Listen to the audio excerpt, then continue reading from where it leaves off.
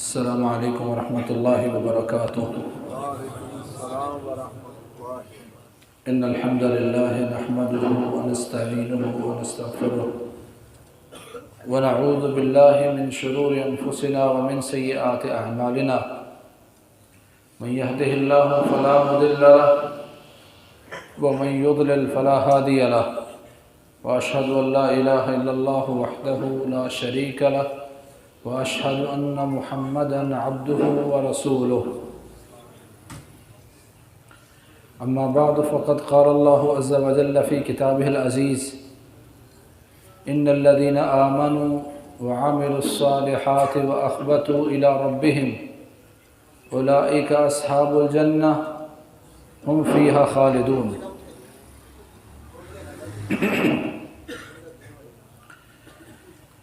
اللہ رب العزت اپنی لاریب کتاب قرآن مجید میں ارشاد فرماتے ہیں،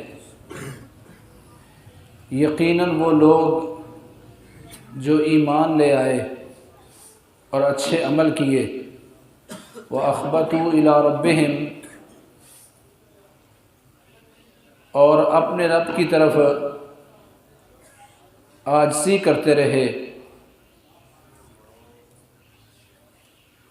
کچھ لوگوں نے اس کا ترجمہ کیا وَأَخْبَتُوا إِلَىٰ رَبِّهِمْ، اور پھر اپنے رب کے ہی ہو کے رہ گئے۔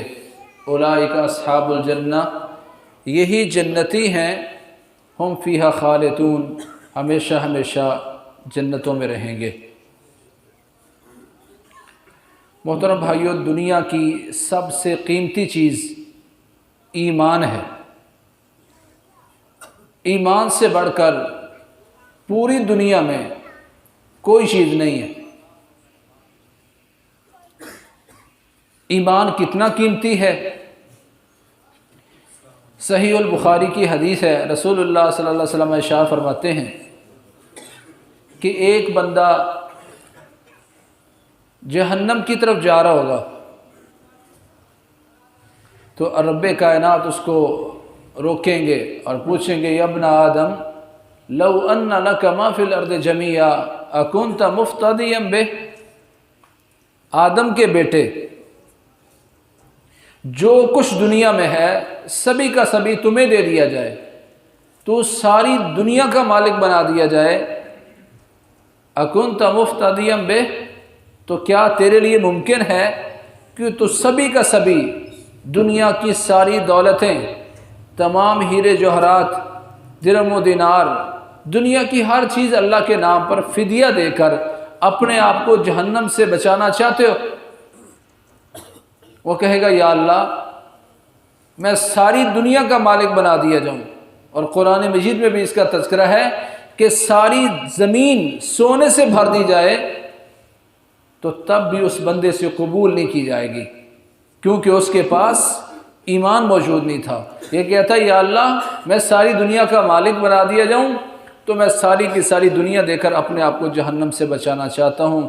اللہ فرمائیں گے، کذبت، تو جھوٹ بول رہا ہے، ساری دنیا تیری ہو اور آج تو ساری دنیا دے کر اپنے آپ کو جہنم سے بچانا چاہے تو تجھ سے قبول نہیں کیا جائے گا کہ دنیا کی سب سے قیمتی چیز ایمان تیرے پاس موجود نہیں ہے۔ ساری دنیا اور ساری دنیا کے خزانے اور ساری دنیا، ساری زمین سونے سے بھری پڑی ہے، اس کے مقابلے میں ایمان کے ذرے کے باب، آپ کمرے میں بیٹھے ہوتے ہیں، دھوپ میں آپ کو کچھ ذرات اڑتے ہوئے نظر آتے ہیں، ان میں سے ایک ذرہ اتنا قیمتی ہے، اتنا قیمتی ہے، فرمایا یخرج من النار من کان فی قلبہ وزن ذرۃ من ایمان، ایک بندے کے دل میں اس ذرے کے برابر بھی ایمان ہوگا تو رب کائنات اس کو جہنم سے نجات دے دیں گے۔ اندازہ کریں کہ دنیا کی سب سے قیمتی چیز ایک ذرہ اور ساری زمین سونے سے بھری، مقابلہ کریں گے تو ایک ذرہ زیادہ قیمتی ہے۔ کیا آج میرے نزدیک بھی ایمان دنیا کی سب سے قیمتی چیز ہے؟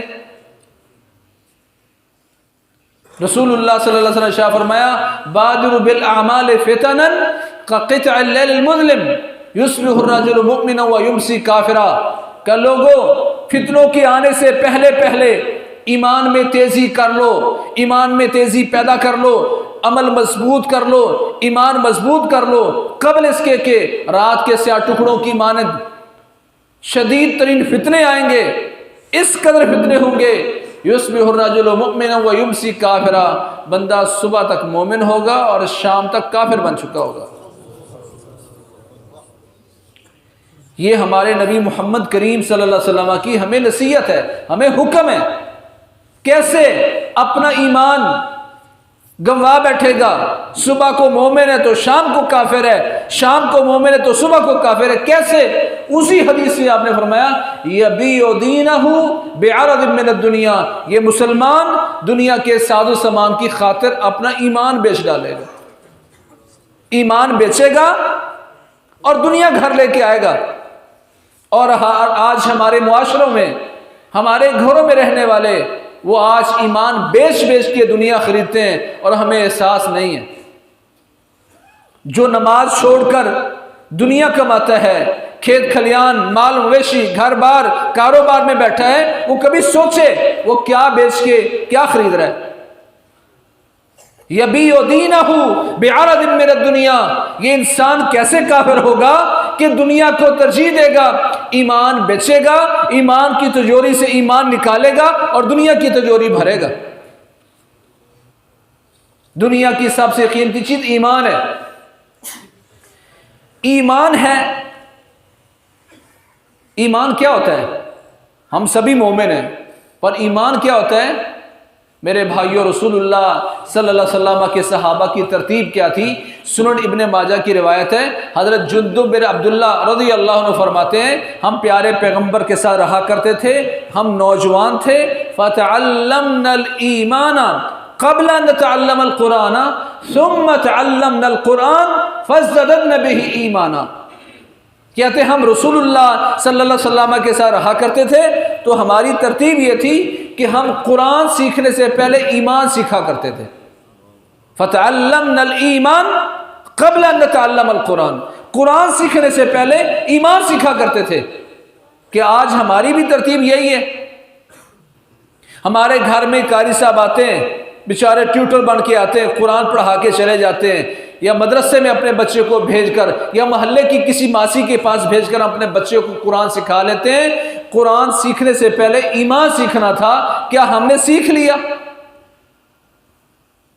صحابہ کی ترتیب یہ ہے، قرآن بعد میں سیکھا کرتے تھے، قرآن سے پہلے ایمان سیکھا کرتے تھے، پھر قرآن سیکھا کرتے تھے۔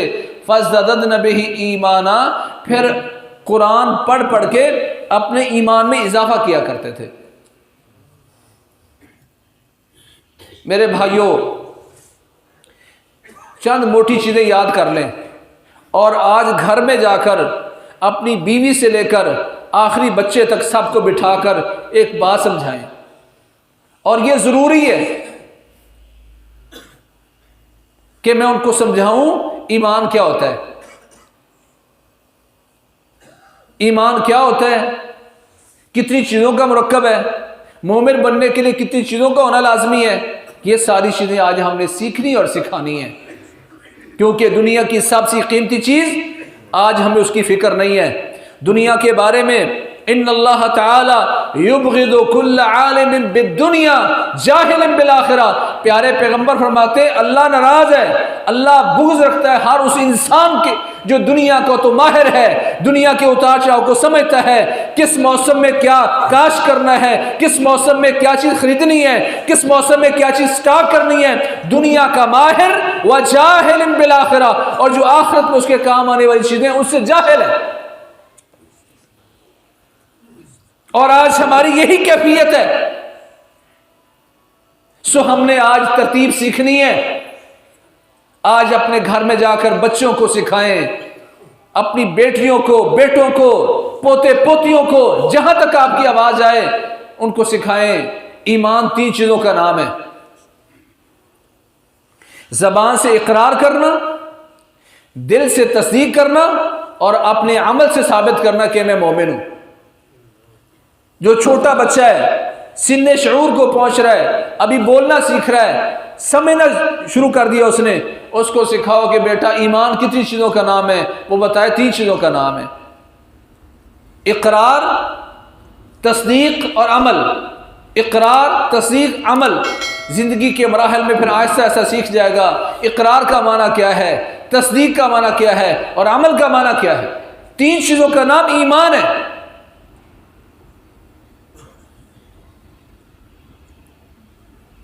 اور مومن بننے کے لیے کم از کم 11 چیزوں کا ہونا لازمی ہے۔ کسی بندے میں 10 چیزیں بھی موجود ہیں وہ مومن نہیں کہلا سکتا۔ 11 چیزیں جب تک کسی بندے میں موجود نہیں ہیں وہ مومن نہیں ہے۔ وہ لاکھ کہے میں مومن ہوں، میری بیوی بھی بڑی مومنہ ہے، ہمارے عزیز و اقارب بھی بڑے مومن ہیں، جب تک اس میں 11 چیزیں موجود نہیں ہیں، 9 ہیں، 8 ہیں، 7 ہیں، 10 ہیں، وہ مومن نہیں ہے۔ وہ 10 چیزیں کیا ہیں؟ 5 ارکان اسلام۔ کلمہ پڑھ لیے، نماز، روزہ، حج، زکوٰۃ۔ صرف کلمہ پڑھنا کافی نہیں ہے۔ اللہ کہتے ہیں فَعْلَمْ أَنَّهُ لَا إِلَهَ إِلَّا اللَّهُ، تمہیں علم ہونا چاہیے۔ کیا معنی ہے لا الہ الا اللہ کا؟ علم، ادراک۔ یہ ایک مشکل ٹاپک ہے جس پر بات ہونی چاہیے، پر کلمہ اس نے پڑھ لیا۔ کلمہ پڑھنے کے بعد نماز ہے۔ بھائیو یہ بات سیکھ لو، جو انسان 5 وقت کا نمازی نہیں ہے، اسلام ایسے شخص کو مسلمان ماننے کے لیے تیار ہی نہیں ہے۔ جو 5 وقت کا نمازی نہیں ہے، 4 پڑھتا ہے، مسلمان نہیں ہے۔ 5 نمازیں جب تک نہیں پڑھتا، اسلام ایسے انسان کو مسلمان ماننے کے لیے تیار ہی نہیں ہے۔ رسول اللہ صلی اللہ علیہ وسلم کی بے شمار حدیثیں ہیں، فرمایا بین العبد والشرک ترک الصلاۃ، بین العبد والکفر ترک الصلاۃ، یا معاذ لا تترکن صلاۃ مکتوبہ فانہ من ترکها فقد برئت منہ ذمۃ اللہ، وفی روایہ فقد خرج من الملہ، العہد الذی بیننا وبینہم الصلاۃ ومن ترکها فقد کفر، من ترک الصلاۃ متعمدا فقد کفر۔ کتنی حدیثیں سناؤں جس میں پیارے پیغمبر فرماتے ہیں مسلمان اور کافر کے درمیان فرق نماز ہے، مسلمان اور مشرک کے درمیان فرق نماز ہے۔ اے معاذ کبھی فرضی نماز نہ چھوڑنا، جس نے فرضی نماز چھوڑی اللہ اسے لا تعلق ہے، ایک روایت میں وہ دین سے نکل گیا۔ جس نے جان بوجھ کے ایک نماز چھوڑی اس نے کفر کیا۔ ہمارے اور منافقوں کے درمیان جو معاہدہ ہے وہ نماز ہے، جس نے نماز چھوڑی اس نے کفر کا ارتکاب کیا۔ گھر میں جا کے تلاش کرو تمہارے گھر میں کتنے مسلمان ہیں۔ مذہب کے خانے میں اسلام لکھوانے سے بندہ مسلمان نہیں بنتا، اس کا عمل بتائے گا کہ وہ مسلم ہے کہ نہیں۔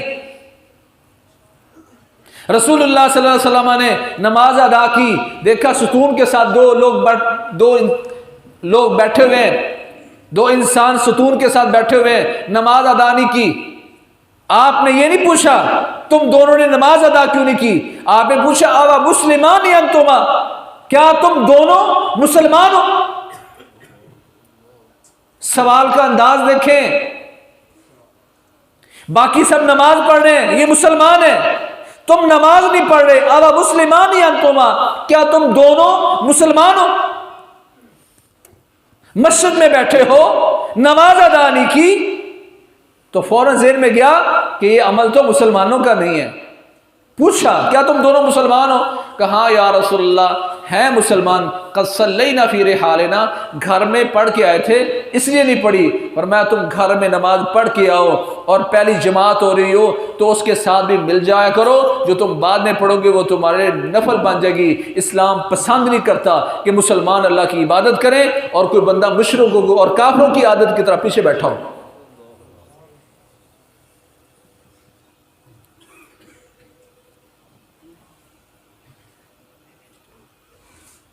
فَإِن تَابُوا وَأَقَامُوا الصَّلَاةَ وَآتَوُا الزَّكَاةَ فَخَلُّوا سَبِيلَهُمْ، یہ شرک سے توبہ کر لیں، نماز ادا کریں، زکوٰۃ ادا کریں تو تب ان کا راستہ چھوڑنا ہے، وگرنہ یہ کافروں میں شمار ہوں گے۔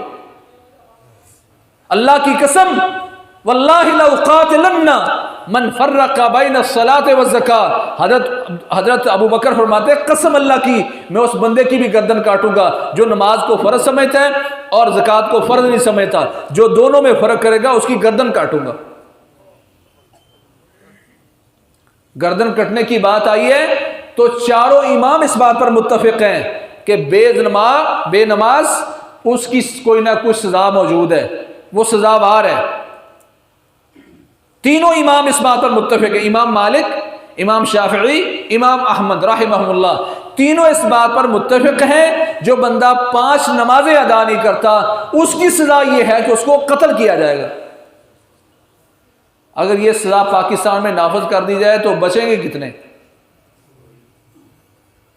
چلو کہتے ہیں یہ ذرا سخت فتویٰ ہے۔ امام ابو حنیفہ کا فتویٰ کیا رحمہ اللہ؟ وہ کہتے ہیں بے نماز کو اس وقت تک جیل میں بند کر دیا جائے گا، قید خانے میں ڈال دیا جائے گا جب تک پکا نمازی نہ بن جائے۔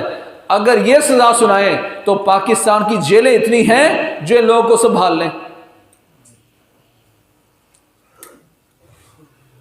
اگر اسلام کو آپ نے سمجھا ہوتا اور نماز کی اہمیت کو سمجھا ہوتا، میرے بھائیوں ایمانداری سے بتائیں، پھر یہ آپ کی مسجد اتنے بڑے محلے کے لیے کافی ہوتی؟ اس سے بڑے تو لوگوں کے گھر ہیں۔ ہم نے پہلے چھوٹی میں پتا کہ نماز پڑھنے والے کے یہ کبھی بھرتی ہوگی، ذہن پہلے سے بنا ہوا ہے۔ آج میرے بھائیوں اس نماز کی اہمیت کو نہیں سمجھا گیا۔ جو مسلمان اور کافر کے درمیان فرق تھا، مومن تو اپنے آپ کو ثابت کرنا بعد میں، پہلے مسلم ثابت کرو۔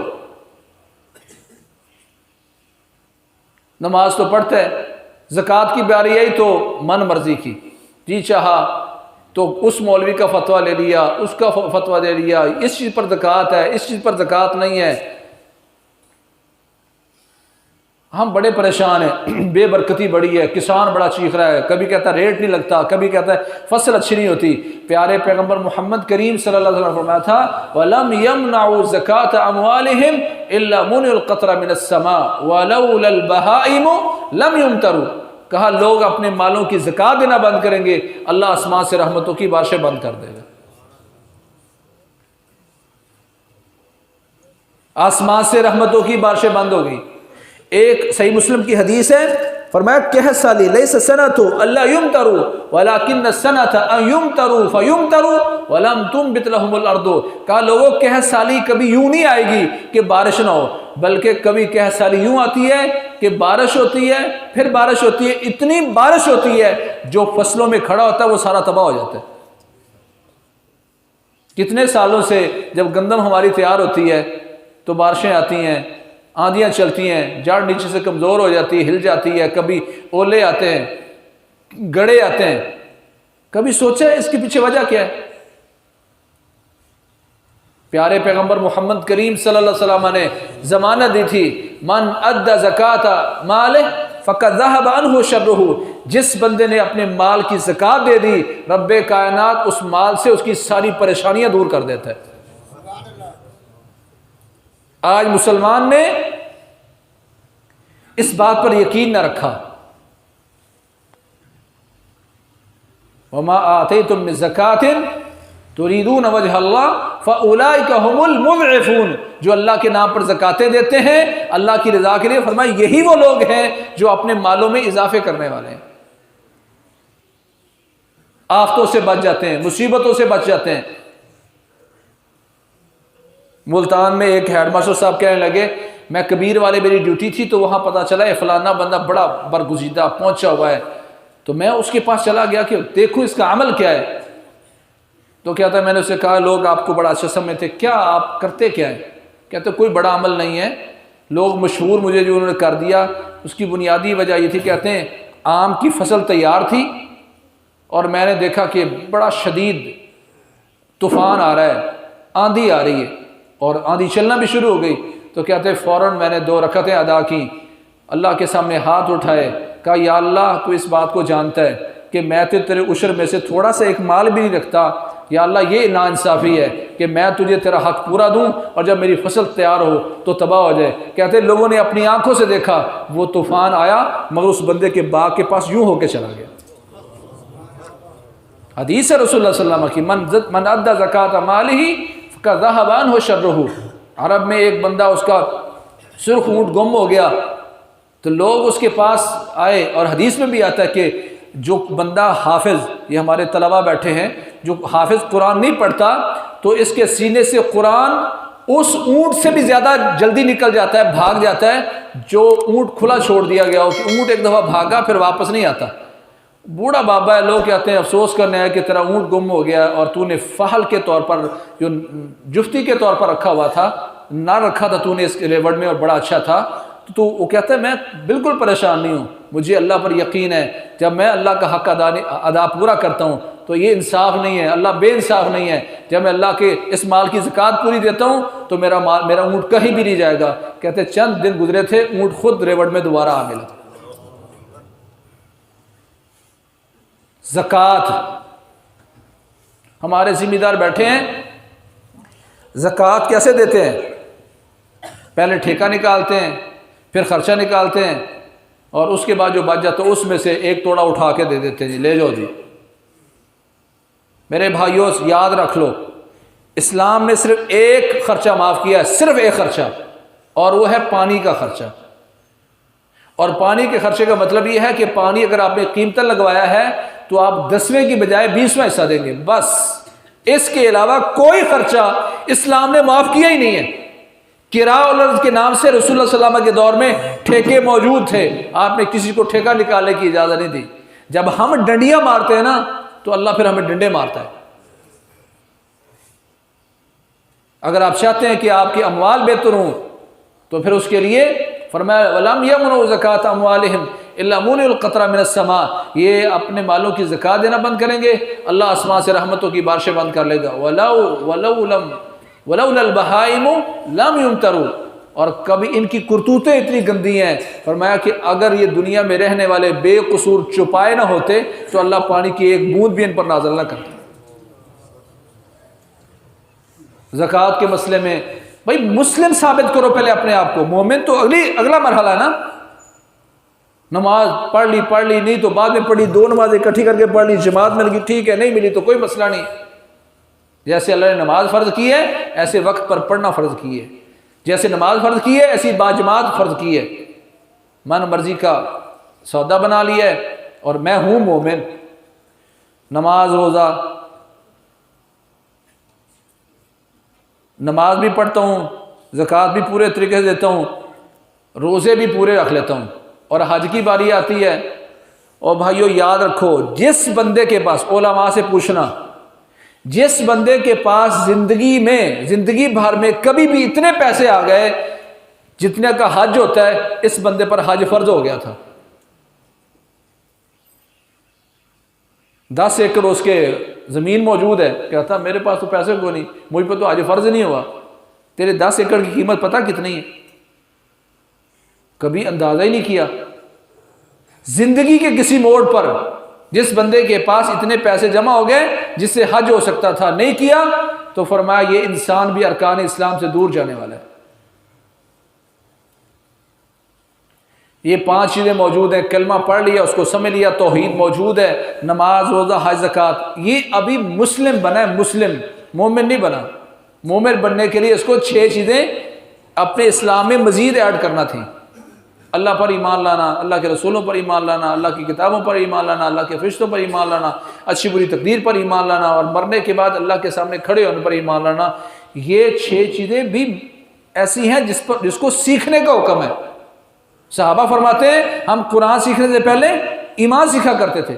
کیا ہم نے سیکھ لیا اللہ پر ایمان لانے کا معنی کیا ہے؟ اللہ کے رسول پر ایمان لانے کا معنی کیا ہے؟ فرشتوں پر ایمان کا معنی کیا ہے؟ نہیں کبھی سوچا، اور ہوں میں پکا مومن۔ بھائی صحابہ کرام نے قرآن سیکھنے سے پہلے ایمان سیکھا تھا، سو اپنے ایمان کی فکر کریں۔ یہ 11 چیزیں جس میں موجود ہیں، یہ سمجھو ابھی مومن بنا ہے۔ اس کے بعد پھر مزید صلہ رحمی کرے گا، سچ بولے گا، امانت کی، تو اوپر تک پھر ایمان کا لیول بڑھتا جائے گا، اور یہ قرآن کی آیتیں سنے گا، ایمان بڑھ جائے گا۔ یہ ابھی مومن بنا ہے۔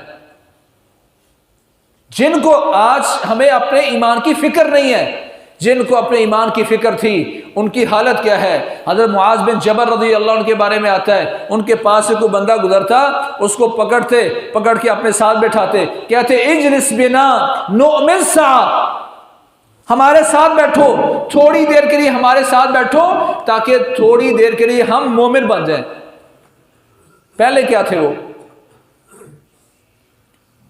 ساتھیوں کو پکڑ کے بٹھا رہے ہیں، میں نے کبھی کسی عالم کو، کسی مفتی کو، کسی قاری کو، کسی نیک بندے کو پکڑ کے بٹھایا ہو، میرے ساتھ بیٹھو، کوئی حدیث سناؤ، کوئی قرآن کی آیت سناؤ، کبھی واٹس ایپ پر کسی کو میسج کیا ہو، کوئی قصہ بھیج دو، ایمان تازہ ہو جائے؟ بھائی ہماری ترجیحات ہی کچھ اور ہو گئی ہیں۔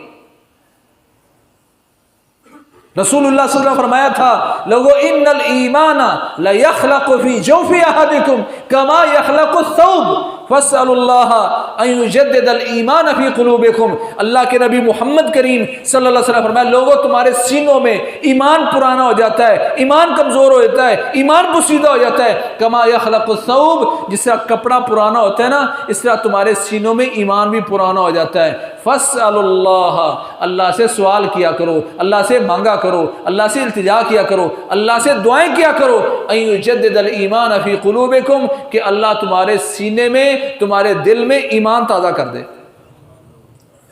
یہ حکم ہے رسول اللہ صلی اللہ علیہ وسلم کا کہ اللہ سے دعا کی جائے کہ یا اللہ ہمارے دلوں میں ایمان تازہ کر دے۔ میں دنیا جہان کی ساری دعائیں مانگتا ہوں، اپنے لیے، اولاد کے لیے، رزق کے لیے، صحت کے لیے، پر جو پیارے پیغمبر محمد کریم صلی اللہ علیہ وسلم حکم دے کے گئے تھے کہ اللہ سے مانگا کرو، فاسألوا اللہ ان یجدد الایمان فی قلوبکم، آج یہ چیز ہمیں اپنی دعاؤں میں نظر نہیں آتی۔ صحابہ جن کو فکر تھی وہ پکڑ پکڑ کے بٹھا رہے ہیں ساتھیوں کو، میرے ساتھ بیٹھو۔ آج ہماری مجلسیں ہوتی ہیں، دنیا جہان کی غیبتیں، دنیا جہان کی چغلیاں، مسلمان کی عزت بکھیرنا، سارا کچھ کرتا ہوں۔ ہم کہتے ہیں ہماری مجلسوں میں برکتیں پتہ کیوں نہیں ہوتی؟ رسول اللہ صلی اللہ علیہ وسلم فرماتے ہیں، ما من قوم یقومون من مجلس لم يصلوا على نبی لم يذكر الله فيه ولم يصلوا على نبيهم الا قاموا مثل جیفة حمار وكان عليهم حسرة۔ پیارے پیغمبر فرماتے ہیں مسلمان کہیں بیٹھتے ہیں، مجلس کرتے ہیں، مجلس کر کے اٹھ جاتے ہیں، اس مجلس میں نہ اللہ کا ذکر ہوتا ہے، نہ رسول اللہ صلی اللہ علیہ وسلم پر کوئی درود پڑھا جاتا ہے۔ فرمایا جب یہ لوگ اٹھ کر جاتے ہیں تو سارے لوگ بدبودار مردار گدھے کی طرح ہوتے ہیں۔ جب ہماری مجلسیں بدبودار مردار گدھے کی مانند ہو جائیں، برکتیں کہاں سے آئیں گی؟ وَكَانَ عَلَيْهِمْ حَسْرَةٌ، فرمایا ان کی یہ مجلس، ان کا یہ بیٹھنا ان کے لیے حسرت بن جائے گا۔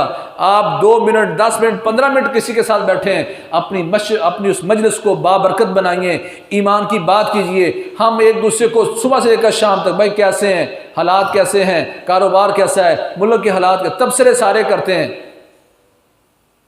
صحابہ کے سوال بھی یہی کچھ ہوتے تھے۔ حضرت ابو موسیٰ رضی اللہ تعالیٰ عنہ کو اور حضرت معاذ رضی اللہ تعالیٰ عنہ کو رسول اللہ صلی اللہ علیہ وسلم نے یمن کے 2 حصے تقسیم کر کے دے دیے، تو ان میں سے کوئی ایک چلتا چلتا اپنے بھائی کے علاقے کے قریب آتا تو سوچتا کہ آج بھائی سے ملاقات کر کے جاتا ہوں۔ وہ بیٹھتے ایک دوسرے سے تو پوچھتے کیف صلاتک باللیل، بتا بھی رات کی تہجد کیسے پڑھتے ہو، رات قیام کیسے کرتے ہو؟ ان کے سوالات کیا ہوتے تھے؟ بتاؤ تہجد کیسے پڑھتے ہو؟ آج تو میں کسی سے پوچھوں بھائی جان آپ نماز پڑھتے ہیں، 500 پڑھتے ہیں، بھابھی نماز پڑھتی ہے، بچے نماز پڑھتے ہیں، وہ ہمارے منہ کی طرف دیکھے گا یہ پاگل تو نہیں ہے، کیا سوال کر رہا ہے؟ دنیا چاند پر چلے گی۔ اور یہ صحابہ کا طریقہ کچھ اور تھا، جن کے ایمان کو اللہ نے ہمارے لیے معیار بنایا، وہ ایک دوسرے تہجد کے بارے میں سوال کرتے تھے۔ آج تو ہم اپنے دوستوں سے فرضی نماز کے بارے میں نہیں پوچھتے۔ برکتیں کہاں سے؟ جب ایمان کی فکر ہی نہیں، دنیا کی سب سے قیمتی چیز میرے سینے سے نکلتی جا رہی ہے۔ فرمایا ان الایمان لا یخلق فی جوف احدکم کما یخلق الثوب فاسألوا اللہ ان یجدد الایمان فی قلوبکم۔ لوگوں تمہارے سینوں میں ایمان بسیدہ ہو جاتا ہے، پرانا ہو جاتا ہے جس طرح کپڑا پرانا ہوتا ہے۔ اللہ سے دعا مانگا کرو کہ اللہ تمہارے سینے میں ایمان تازہ کر دے۔ میرے بھائیوں، اتنی بار جا کے آپ نے اپنی بیوی کو، اپنے بچوں کو سمجھا دی نا کہ اپنی دعا مانگنے میں یہ دعا شامل کر لو کہ یا اللہ ہمارے سینے میں ایمان تازہ کر دے، میں سمجھوں گا ہمارے بیٹھنے کا مقصد پورا ہو گیا انشاءاللہ۔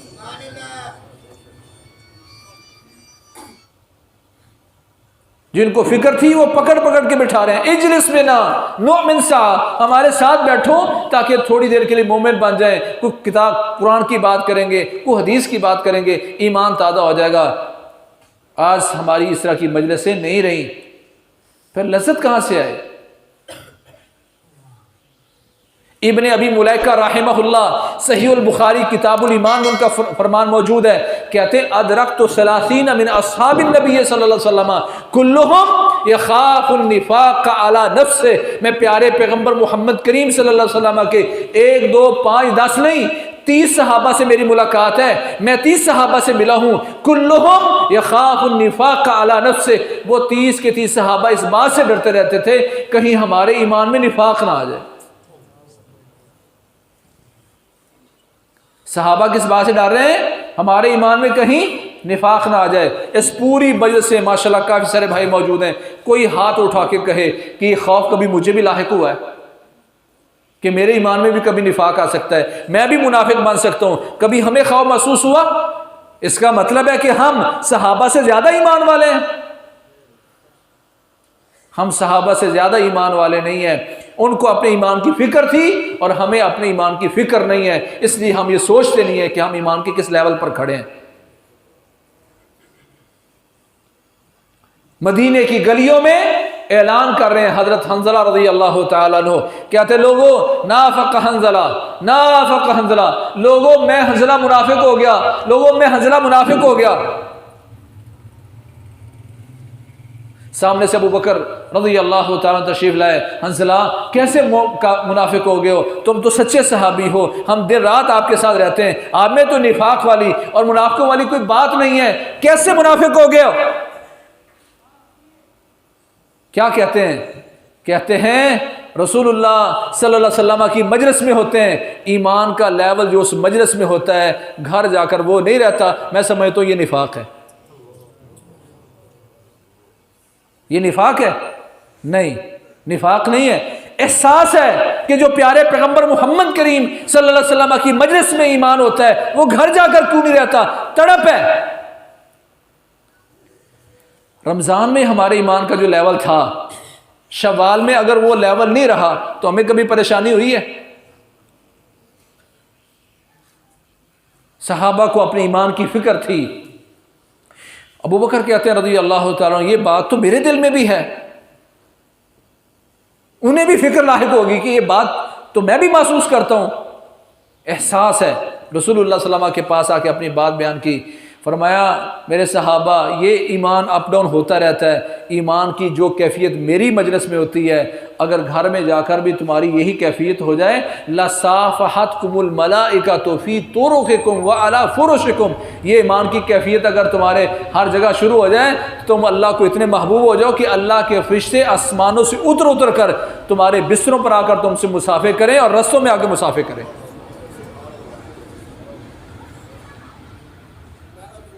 جن کو ایمان کی فکر ہے ان کی حالت کیا ہے؟ عبداللہ بن مسعود رضی اللہ تعالیٰ عنہ اپنے ساتھیوں سے کہا کرتے تھے، ساتھیوں واللہ ما ندمت علی شیء کندمی علی یوم غربت فیہ شمسہ ونقص فیہ من اجلی ولم یزد فیہ من عملی، کہتے ساتھیوں قسم اللہ کی میں کسی چیز پر اتنا شرمندہ نہیں ہوتا، کسی چیز پر اتنا پریشان نہیں ہوتا جتنا میں پریشان اس دن پر ہوتا ہوں جس دن کا سورج غروب ہو گیا، میری زندگی کا ایک دن کم ہو گیا اور جو کام میں نے کل کیا تھا اس میں آج میں اضافہ نہیں کر سکا، تو جتنا میں اس دن پر شرمندہ ہوتا ہوں کسی چیز پر شرمندہ ہی نہیں ہوتا۔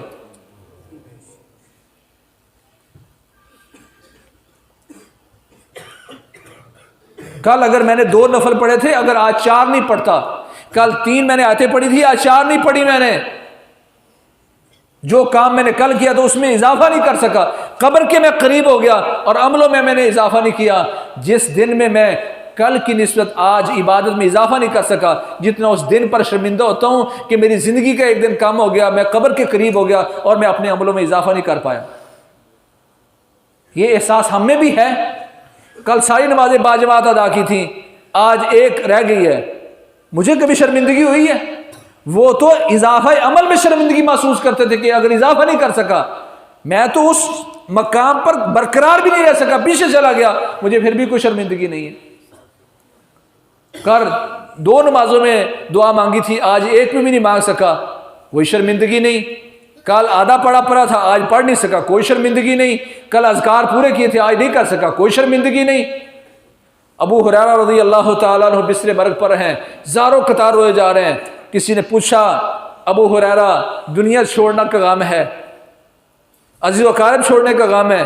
کہتے نہیں، معیوب کی کا یا ابو ہریرہ، ابو ہریرہ پھر کون سی چیز رونے پر مجبور کر رہی ہے؟ کہتے ہیں اس لیے رو رہا ہوں، ان السفر طویل والزاد قلیل، ان السفر طویل والزاد قلیل، اس لیے رو رہا ہوں کہ میرا سفر بڑا لمبا ہے، منزل میری بڑی دور ہے، جنت تک میں نے جانا ہے، اور وہاں تک جانے کے لیے میرے پاس سامان سفر بڑا تھوڑا ہے۔ جس نے مدینہ مسجد نبوی تو اس لیے نہیں چھوڑی کہیں ایسا نہ ہو رسول اللہ صلی اللہ علیہ وسلم ایک فرمان بیان کریں اور میں اس سے محروم ہو جاؤں۔ مسجد نبوی میں گرے پڑے ہیں، بے ہوش ہیں، لوگ کہتے ہیں مجنون ہے، کہتے ہیں اللہ کی قسم مجنون نہیں تھا، صرف بھوک کی وجہ سے بول نہیں سکتا تھا۔ جنہوں نے اتنی خدمت کی رسول اللہ صلی اللہ علیہ وسلم کے دین کی اور حدیثوں کی، وہ رو رہے ہیں، کہتے ہیں سفر بڑا لمبا ہے اور سامان بڑا تھوڑا ہے۔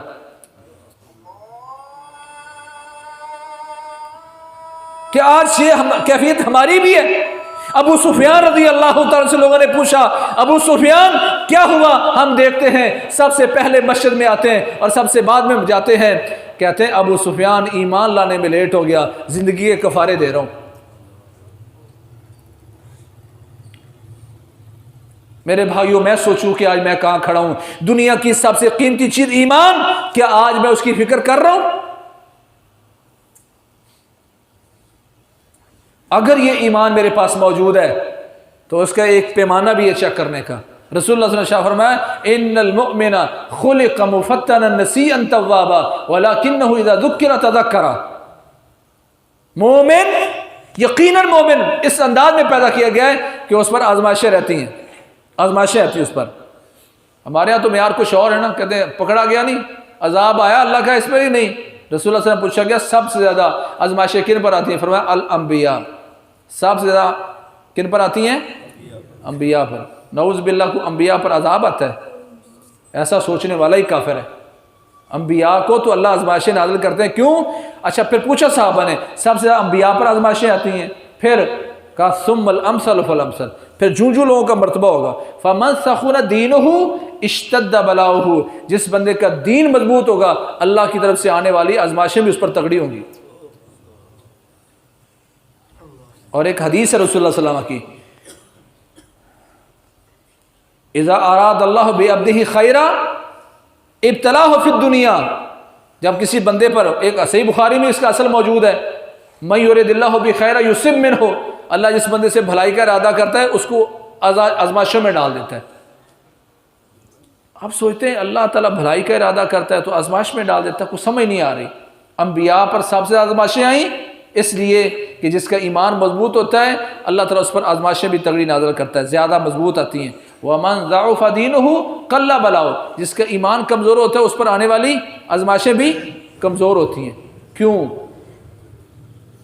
جس کا ایمان مضبوط ہے اس پر تو اللہ کا فضل ہونا چاہیے تھا۔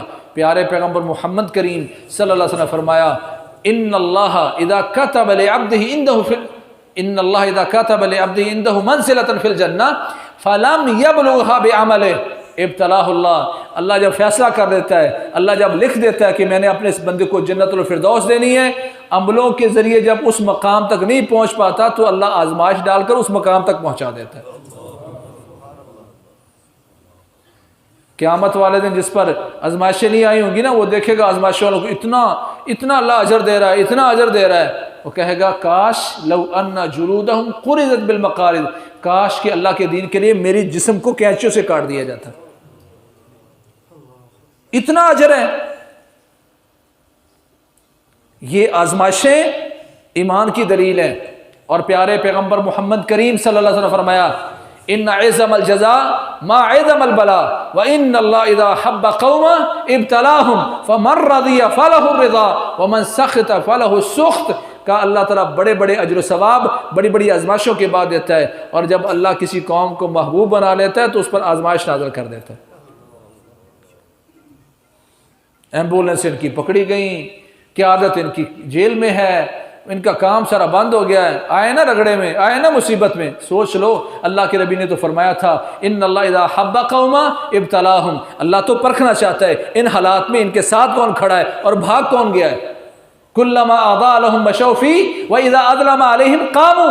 اللہ فرماتے ہیں یہ تو منافقوں کی عادت ہے، جب حالات ٹھیک ہوتے ہیں تو ساتھ ساتھ چلتے ہیں، اسٹیج پر نظر آتے ہیں، میرے گھر تشریف لائیے. واذا اظلم عليهم قاموا، جب حالات تھوڑے سے پریشانی والے بنتے ہیں، اندھیرا تھوڑا سا چھاتا ہے نا، پیچھے رک جاتے ہیں، نہ میں آپ کو ملنے آؤں گا، فون نہیں مجھے کرنا، میرے گھر میں نہیں آنا. یہ تو منافقوں کی علامت تھی، مومن کی تو تھی نہیں. ہر بندہ اپنے ایمان کے لیول کو چیک کرے کہاں کھڑا ہے. جن حالات میں ایمان والوں کو کھڑا کرنا تھا، حوصلہ دینا تھا، آج ہم کچی کچی باتیں ان کے بارے میں کرتے ہیں. یہ دلیل دیکھ لیں کہاں کھڑے ہونے کی ہے. ان اللہ اذا احب قوما ابتلاہم، اللہ جب کسی قوم سے پیار کرتا ہے، محبت کرتا ہے تو ان پر آزمائشیں نازل کرتا ہے. کیوں؟ اس مقام تک پہنچانے کے لیے جو عملوں کی کوتاہی کی وجہ سے وہاں تک نہیں پہنچ پاتا. فمن رضی فلہ الرضا، جو راضی ہو گیا اس کے لیے اللہ تعالیٰ کی خوشنودی رضا ہے. ومن سخط فلہ السخط، جو ناراض ہو گیا، پریشان ہو گیا، مجھے مصیبت آنی تھی، ان کے ساتھ رہتے میں نہیں پھنسنا تھا، جس نے اس طرح کا جملہ بولا، میں مصیبت میں آ گیا ہوں، میری روٹی چلتی نہیں ہے، ان حالات میں اگر وہ ناراض ہو گیا اجر تو جانا ہی جانا تھا. فلہ السخط فرمایا اللہ تعالیٰ اس بندے پر ناراض بھی ہے. کوئی ایسا جملہ نہ بولیے گا ان حالات میں کہ عمل بھی ضائع ہو جائے. ایمان کی علامت ہے ان المؤمن خلق مفتنا، فتنوں میں، آزمائشوں میں رہتا ہے. نسیان، بڑی بھول چکوں سے ہوتی ہے، فرشتہ نہیں، انسان ہے، غلطیاں کرتا ہے. کہا توابا، لیکن اس کا وصف ہے توبہ کر لیتا ہے. وَلَكِنَّهُ اِذَا ذُكِّرَ تَذَكَّرَ، جب اس کو نصیحت کی جاتی ہے تو قبول کرتا، کہتا جزاک اللہ خیر، میری غلطی. یہ مومن کی علامت ہے. آج اس ایمان کی فکر نہیں کی جا رہی ہے. فرمایا یبتلی الرجل علی حسب دینہ، ہر بندہ اپنے ایمان کے لیول کے مطابق آزمایا جاتا ہے. بات دنیا کے سب سے قیمتی چیز سرمایہ ایمان کی ہو رہی ہے نا. کہا اس ایمان کے لیول کے، حدیث ہے رسول اللہ صلی اللہ علیہ وسلم کی، یبتلی الرجل علی حسب دینہ، ہر بندہ اپنے دین، اپنے ایمان کے مطابق آزمایا جاتا ہے. جس کا ایمان مضبوط ہے آزمائشیں بھی بڑی آئیں گی، جس کا ایمان کمزور ہے قلہ بلا، اس پر آنے والی آزمائشیں بھی کم ہے. میں دیکھوں میں کہاں کھڑا ہوں. اور پیارے پیغمبر محمد کریم صلی اللہ علیہ وسلم نے تسلی دی تھی وَإِنَّ أَحَدَهُمْ لَيَفْرَحُ بِالْبَلَاءِ كَمَا يَفْرَحُ أَحَدُكُمْ بِالْخَيْرِ. یہ سنن ابن ماجہ کی حدیث ہے. فرمایا ایک وقت آئے گا، پہلی قوم میں بھی تھا، اس قوم میں بھی ایسا ہوگا کہ کچھ لوگ ایسے ہوں گے جب اللہ تعالیٰ کے دین کی وجہ سے ان پر کوئی آزمائش آئے گی، وہ اس آزمائش پر اتنا لطف محسوس کرے گا، اتنی خوشی محسوس کرے گا. میرے صحابہ، جس طرح تم میں سے کسی کو خوشحالی ملتی ہے، تمنگری ملتی ہے، تحفہ ملتا ہے، مال ملتا ہے، جس طرح تم مال ملنے اور خوشحالی ملنے پر خوش ہوتے ہو، وہ اللہ کی طرف سے آزمائش آنے پر خوش ہوتے ہیں. آزمائش آنے پر کیوں خوش ہوتے ہیں؟ لطف محسوس کرتے ہیں کہ یا اللہ اس آزمائش کی وجہ سے یا ہمارے گناہ جھڑ گئے، گناہ کم ہو گئے، یا درجات بلند ہو گئے. آخری حدیث بیان کر کے بات کو ختم کرتا ہوں. ایمان کا لیول، ایمان دنیا کی سب سے قیمتی چیز ہے، اسی کے مطابق لوگ آزمائے جاتے ہیں. پیارے پیغمبر نے فرمایا تھا اِنَّ مِن وَرَائِكُمْ أَيَّامَ الصَّبْرِ، اے میری امت کے لوگوں، ایمان تمہیں موجود ہے نا، تو یاد رکھو ہر بندہ اپنے ایمان کے لیول کے مطابق آزمایا جاتا ہے. اِنَّ مِن وَرَائِكُمْ أَيَّامَ الصَّبْرِ، تمہارے بعد صبر کے دن آنے والے ہیں، آزمائشوں کے دن آنے والے ہیں. فرمایا ان دنوں میں جب یہ اللہ تعالیٰ کے دین کی وجہ سے آزمائشیں آئیں گی، الصابر علی دینہ کالقابض علی الجمر، کا جو اپنے ایمان پر صبر کرنے والا ہوگا، ڈٹنے والا ہوگا، جو اس نے دعوت لوگوں کو پیش کی، جس پر لوگوں کو کھڑا کیا، اس مسئلے میں اپنے دین پر ڈٹنے والا، صبر کرنے والا، کھڑا ہونے والا اتنا مشکل میں آ جائے گا کالقابض علی الجمر، جس طرح کہ اس نے اپنی مٹھی میں جلتا ہوا کوئلہ رکھا ہوا ہے. اتنی مشکلات میں ہوگا. ایمان کے لیول کے مطابق آزمایا جا رہا ہے. یہ اپنے ایمان پر پکا ہے. معاشرے میں سروائیو کرنا، لوگوں میں موو کرنا بڑا مشکل ہو جائے گا، پھر بھی ڈٹا ہوا ہے اپنے دین پر، کتاب و سنت پر، اپنے منہج پر، اپنی قربانی پر کھڑا ہے، اپنے ایمان پر کھڑا ہے.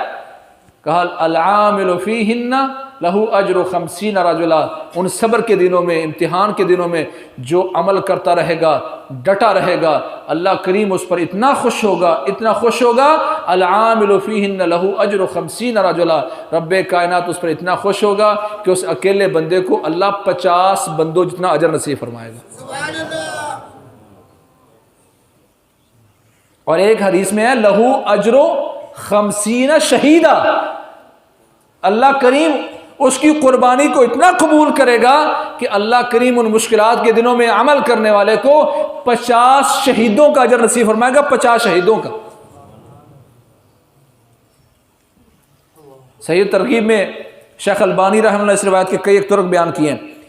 صحابہ نے کہا یا رسول اللہ اجر 50 رجلا منا او منہم، یا رسول اللہ جو 50 بندوں کا اجر ملے گا وہ 50 بندے ہمارے زمانے کے ہوں گے یا اس دور کے ہوں گے؟ فرمایا لہو اجر 50 رجلا منکم، میرے صحابہ اللہ کریم اتنا خوش ہوگا ان پر کہ اللہ ان کو ان 50 لوگوں کا اجر نصیب فرمائے گا جو 50 بندے میرے صحابہ تم میں سے ہوں گے۔ 50 صحابہ جتنا اجر ملے گا۔ ہمیں تکلیف تو بڑی یاد رہتی ہے، اجر ہم بھول گئے، اور اللہ کی قسم اگر اجر کا انسان کے دل میں، دل و دماغ میں ایمان مضبوط ہو جائے کہ اس پر آنے والی آزمائشوں پر 50 صحابہ جتنا اجر ملے گا، تو اللہ کی قسم یہ آنے والی آزمائشیں محسوس نہیں ہوں گی بلکہ راحت اور لطف بندہ محسوس کرے گا۔ سو میرے بھائیوں، صرف ہم نے دیکھنا ہے کہ دنیا کی سب سے قیمتی چیز ایمان، اس کی ہمیں کتنی فکر ہے، اس کو ہم کتنا سیکھ رہے ہیں، اس کی کتنی پرواہ کر رہے ہیں، اور اس ایمان پر کتنا ہم ڈٹے ہوئے ہیں۔ اللہ کریم ہمیں، ہمارے احباب کو، عزیز و اقارب کو، آل اولاد کو سچا مومن بننے کی توفیق نصیب فرمائے۔ اللہم جدد الایمان فی قلوبنا، اللہم جدد الایمان فی قلوبنا، اللہم جدد الایمان فی قلوبنا، اللہم اشفنا واشف مرضانا ومرضى المسلمین، اللہم اشفنا واشف مرضانا ومرضى المسلمین، اللہم اغفر لنا وللمؤمنین والمؤمنات الاحیاء منهم والاموات، اللہم اعز الاسلام والمسلمین واذل الشرک والمشرکین، اللہم انصر عبادک المستضعفین، اللہم انصر عبادک المجاہدین، اللہم اعز الجہاد والمجاہدین، اللہم انصر المجاہدین فی الہند وجموں وکشمیر، اللہم انصر نصرنا عزیزا وافتح لهم فتحا مبینا، رب ارحمهما كما ربياني صغيرا، رب ارحمهما كما ربياني صغيرا، اللهم إنا نسألك جنة الفردوس، اللهم إنا نسألك جنة الفردوس، اللهم إنا نسألك جنة الفردوس، اللهم أجرنا من النار، اللهم أجرنا من النار، اللهم أجرنا من النار، ربنا آتنا في الدنيا حسنة وفي الآخرة حسنة وقنا عذاب النار، اللهم أحسن عاقبتنا في الأمور كلها وأجرنا من خزي الدنيا ومن عذاب الآخرة. ربنا ظلمنا أنفسنا وإن لم تغفر لنا وترحمنا لنكونن من الخاسرين. ربنا آتنا في الدنيا حسنة وفي الآخرة حسنة وقنا عذاب النار. فأقول قولي هذا وأستغفر لي ولكم. سبحانك اللهم وبحمدك أشهد أن لا إله إلا أنت أستغفرك.